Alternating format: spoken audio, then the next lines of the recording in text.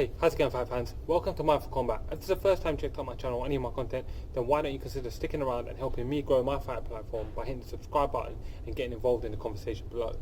So for this video, I'm going to be breaking down the next fight in the Bellator WW Grand Prix, which also happens to be for the welterweight world championship between world champion Rory MacDonald versus Neiman Gracie. Now, coming into this fight, there's a couple of key things to consider. Firstly, where is Rory MacDonald in terms of a health perspective, in terms of a mental perspective?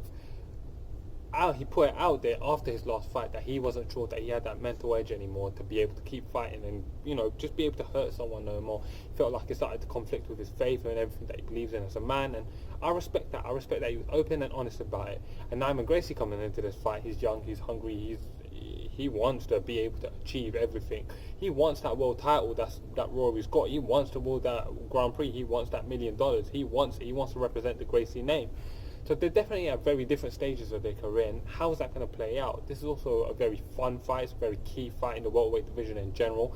UFC, Bellator or not, it's irrelevant. It's a key and important fight. And I feel like it's going to have a vast impact on the overall landscape of the welterweight division in the world. Because in my opinion, Rory MacDonald is a top 5 welterweight in the world. Obviously, given that he's in the right mental frame of mind, but still, I see him as a top 5 welterweight in the world.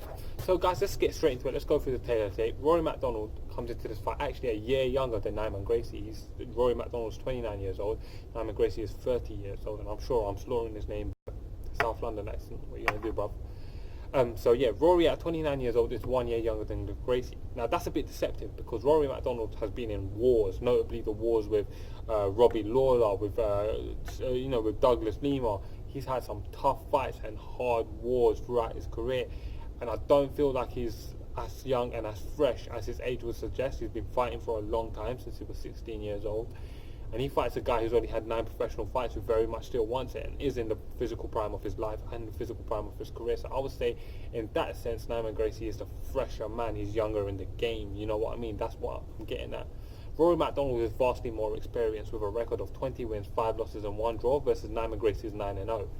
Now, Rory MacDonald's experience is vast and important to note that he has been in the ring with the likes of Tyron Woodley, Robbie Lawler twice.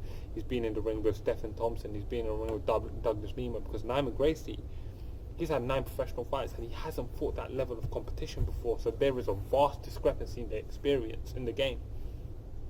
They both stand at 6 foot tall. Rory MacDonald has a 3-inch reach advantage, which I think is going to be important to note, particularly as Rory MacDonald's going to want to keep this fight on the feet.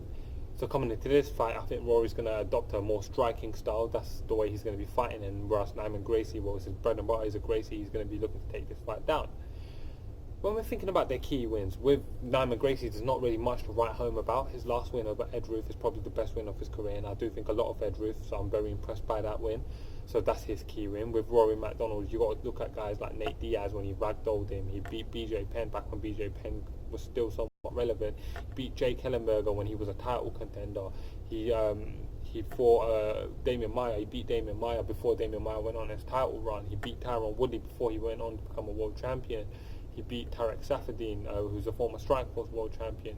And in Bellator, he's beaten Paul Semtex Daly, one of the best strikers in the world, and he's beaten Douglas Lima, one of the best welterweights in the world. More recently, he's obviously come off losses against Gegard Mousasi, who in my opinion is the #1 middleweight in the world, and he had a real tough fight with John Fitch, which I felt like he should have gotten a clear victory in, but he didn't, but that's fine. The issues coming into this fight for Rory MacDonald is going to be wear and tear, and obviously his mental state of mind coming into this fight. Does he want to even do this no more? Has he got it in him, like he said, to be able to hurt someone? Because that is what he's trying to do. He's trying to hurt Neiman Gracie, and for Neiman Gracie, his X factor is going to be his youth, his freshness, his hunger, and his BJJ. So let's get into my prediction for the fight.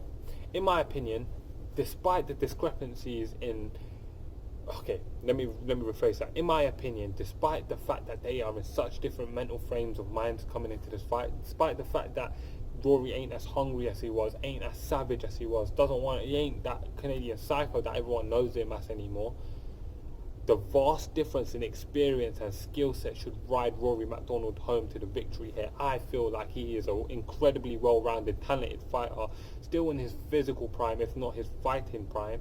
and I feel like he's going to be able to defend the takedown to stop himself from being taken down by Neiman Gracie. And I feel like on the feet is going to be a vast advantage for Rory MacDonald, the vastly more experienced fighter, and I think he's going to be able to get the win.